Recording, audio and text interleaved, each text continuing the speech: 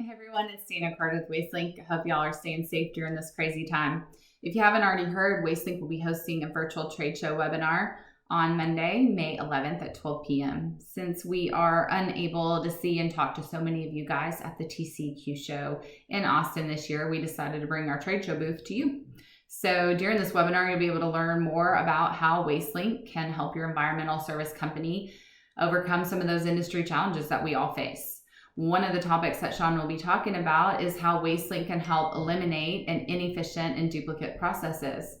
During our years running an environmental service company, one of the challenges that we really struggled with was the number of times a piece of information had to be entered for a single transaction. And not only did that piece of information have to be entered multiple times, but it was also entered by multiple people. So with that, we found it to be extremely inefficient, but also opened us up for some errors, some of which could be very costly by putting us out of compliance, and subject to certain fines. So when building and designing WasteLink, we focused on reducing the number of times a piece of data had to be entered.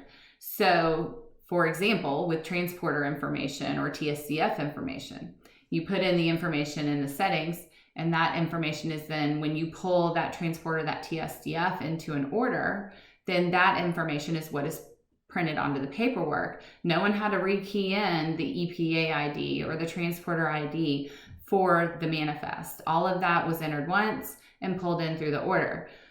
Another example is customer specific pricing. That pricing, the customer specific pricing, is entered into that customer's profile. That profile is brought into an order. That order then becomes an invoice. Your billing team's not having to look up every single quote every time they have to invoice to double check that the customer is getting charged the right price.